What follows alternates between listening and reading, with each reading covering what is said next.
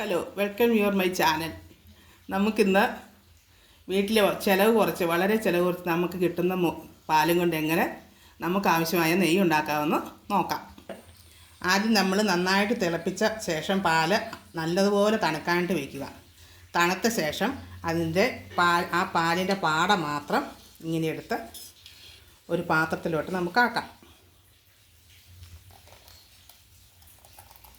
അപ്പോൾ ആ പാട മൊത്തം അതിനകത്തുനിന്ന് അതിൻ്റെ കൊഴുപ്പ് മൊത്തം ഇങ്ങ് പോരും.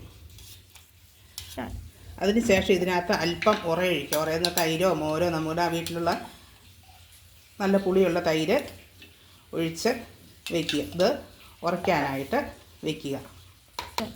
ഒഴിച്ച് നന്നായിട്ട് മിക്സ് ചെയ്ത് വയ്ക്കുക. എന്നിട്ട് വീണ്ടും അടുത്ത ദിവസവും ഇതുപോലെ പാല് നമ്മൾ ഉപയോഗിച്ചതിന് ശേഷം ബാക്കി പാലോ കാണുമല്ലോ. അപ്പോൾ അതിങ്ങനെ തിളപ്പിച്ച് തണുപ്പിച്ചതിന് ശേഷം ആ പാൽപ്പാടയും ഇതിനകത്തോട്ട് ഒഴിച്ച് വയ്ക്കുക, എടുത്ത് വയ്ക്കുക.